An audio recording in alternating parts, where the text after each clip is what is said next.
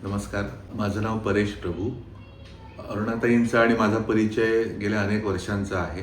कविवर्य दामोदर अच्युत कारे ज्यांनी बोरकरांना मराठी कवितेचा परिचय घडवला, तर त्या कारेंचं एक नंदादीप नावाचा संग्रह गोवा मराठी अकादमीतर्फे आम्ही पुनर्मुद्रित केलेला होता आणि त्याचं संपादन मी केलेलं होतं.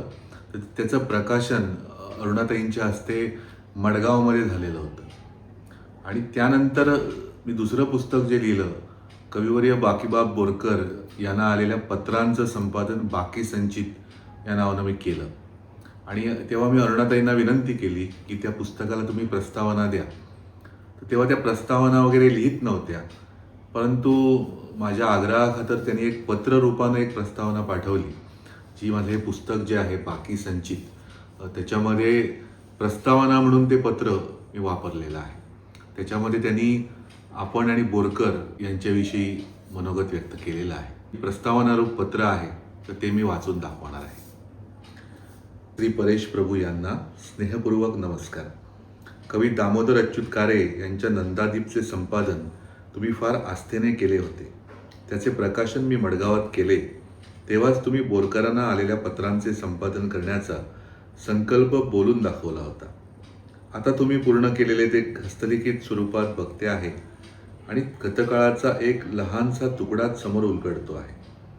कवी बाभ बोरकरांना माझ्या वडिलांबरोबर मी प्रथम भेटले ती वयाच्या 20-25.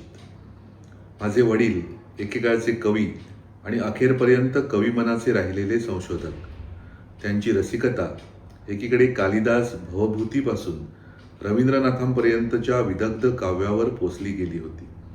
दुसरीकडे संत पंत शाहिरांची कविता त्यांना चोखंदळपणे प्रिय होती आणि तिसऱ्या बाजूने थोरो खलील जिब्रानही ते आवडीने वाचत होते.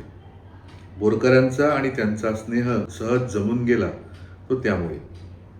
बोरकरांच्या काव्यातला माती आणि ज्योतीचा मेळ त्यांनी ज्या जाणकारीने समजला, त्यातूनच त्यांनी बोरकरांच्या प्रेमकवितांचे संपादन केले आणि पुढे अनेकदा आमच्या घरी आणि पुण्यातल्या त्यांच्या लेकीच्या घरी कवितांच्या मैफली झळल्या. नवा संग्रह लावण्यासाठी त्यांची निमंत्रणे आमच्याकडे येत राहिली. ज्या वयात मी बोरकरांचा असा सहवास अनुभवला, त्याच माझ्या वयात असतानाचे बोरकर तुम्ही समोर ठेवलेल्या पत्रव्यवहारातून दिसत राहिले आहेत. तो त्यांचा जडणघडणीचा काळ. वि. स. खांडेकरांसारख्या तेव्हा मातब्बर असलेल्या साहित्यकाराने त्यांची काव्यलेखनाच्या प्रारंभ काळात पाठराखण केली एवढे ढोबळ विधान किंवा माहितीवजा विधान बहुतेक वेळा आपण करतो. समीक्षकांनी तो वाङ्मयीन कालखंड कसा होता आणि कुसुमाग्रज बोरकरांसारख्या कवींना खांडेकरांचे पाठबळ मिळणेही त्या काळाच्या संदर्भात किती मोठी गोष्ट होती याचीही नोंद विस्ताराने केली आहे. पण मला महत्त्वाचा वाटला आणि अपूर्वाईचाही वाटला तो खांडेकरांनी केलेला पत्रव्यवहार. बोरकरांसारख्या नवोदिताला त्यांनी सातत्याने जवळजवळ 4 दशके पत्रे लिहिली. दोघांच्या वयात 12 वर्षांचं अंतर. ते अंतर अंतरीच्या आस्थेने पार करत हा पत्रव्यवहार चालू राहिला, हीच गोष्ट मला मोठी वाटते. तुम्ही तुमच्या प्रारंभिक निवेदनातून आणि नंतरच्या टिपांमधूनही या पत्रांमधले जिव्हाळपण अधोरेखित केले आहे. पण आणखी 1-2 गोष्टींसाठी या पत्रांकडे वळावे असे मला वाटते.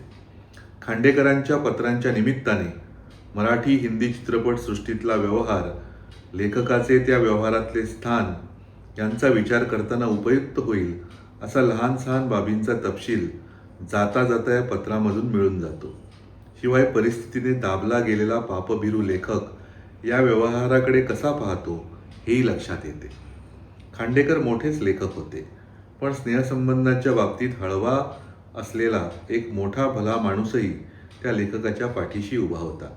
त्यामुळे वयाने लहान असलेल्या बोरकरांच्या भेटीने होणाऱ्या आनंदाचा ते निरहंकार उच्चार करतात. तोही कसा, तर लिहितात, शेवटी या अफाट जगात माणसाची विश्रांती स्थाने फार थोडी असतात. जुना स्नेह हा त्यातील एक, जुन्या लिंबाच्या लोणच्यासारखा. तो जितका चवदार तितकाच औषधी. मास्टर विनायकांच्या निधनानंतरची त्यांची प्रतिक्रिया त्यांनी बोरकरांना कळवावी हे विशेष. त्या वार्तेने शरीराबरोबर मनही दुर्बल होऊन गेले. गड हाती न येताच सिंह जावा तसा विनायकरावांचा मृत्यू झाला आहे. अप्रतिम कलावंत मन घेऊन आलेल्या विनायकांसाठीही खांडेकरांनी व्यावसायिक फायदाही बाजूला ठेवला होता, ही गोष्ट मुद्दाम लक्षात घेतली पाहिजे.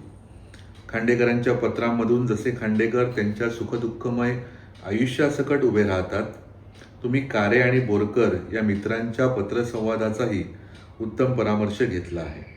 कारे कवितेतून दिसतात, तसेच अगदी तितकेच कविहृदयी असे पत्रातूनही उभे राहतात. त्यांची गद्यलेखन शैली ही कवितेसारखीच आहे, किंबहुना ती कविताच आहे. त्यांचे मित्राविषयीचे सगळे कोवळे जिव्हाळ भाव त्यांच्या पत्रामधून निथळत आले आहेत. आणि महत्त्वाची म्हणजे त्यांच्या कवितेविषयीची असोसीची नोंदही. रामचंद्र तथा राणू नायक, गुंडू आमोणकर आणि मुख्यतः लक्ष्मणराव सरदेसाई यांची पत्रे विशेष महत्त्वाची आहेत. सरदेसाईंच्या पत्रातून गोवा मुक्ती लढ्याचा कितीतरी तपशील जिवंत झाला आहे. रामचंद्र नायकांच्या पत्रांमधल्या काही नोंदी पोर्तुगीज राजवटीतल्या हिंदू समाजाचे चित्र सजीव करणाऱ्या आहेत. श्रीपू भागवत आणि मंगेश पाडगावकरांची पत्रे वाचताना काही काही जागा अशा आल्या की क्षणभर पुढचे वाचणे थांबवावे असे वाटले.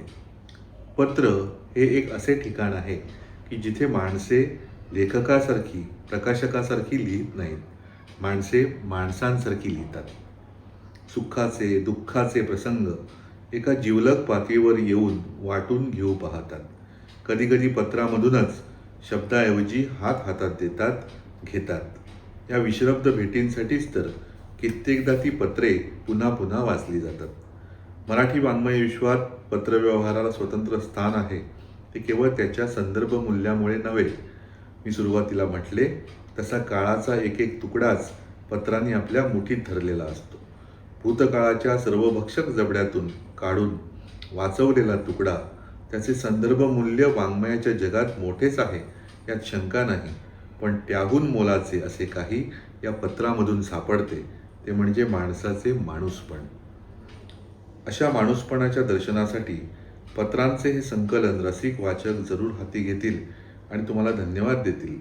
खरोखरच बाकी संचित तुमच्या परिश्रमातून आमच्यासमोर येत आहे, त्यासाठी मनपूर्वक धन्यवाद. अरुणा ढेरे. नमस्कार.